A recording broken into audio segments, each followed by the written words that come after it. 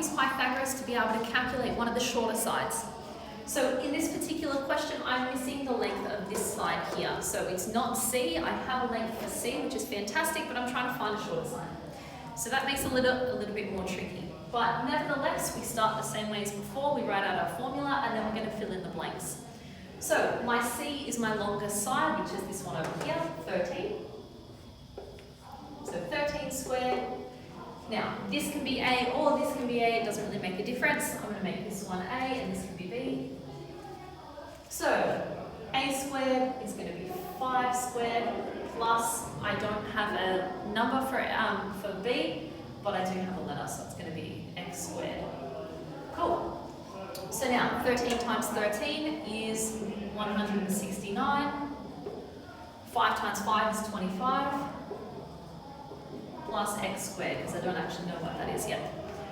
Cool. So now, I have a number and a letter on this side, and I want to try and move this number over here so that I'm left with nothing but X on that side.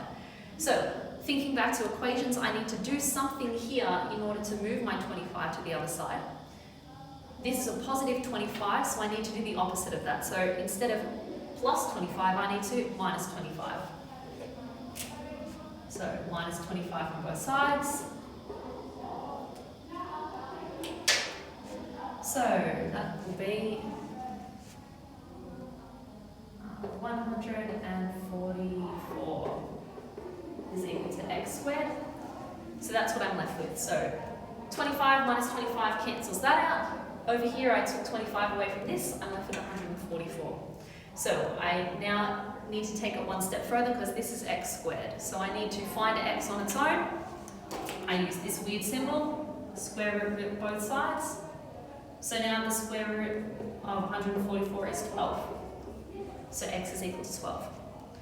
So it is a little bit more complicated when you're trying to find a shorter side, because then you have the step of having to move the number to the other side. But if you think back to equations, it should be pretty simple for you.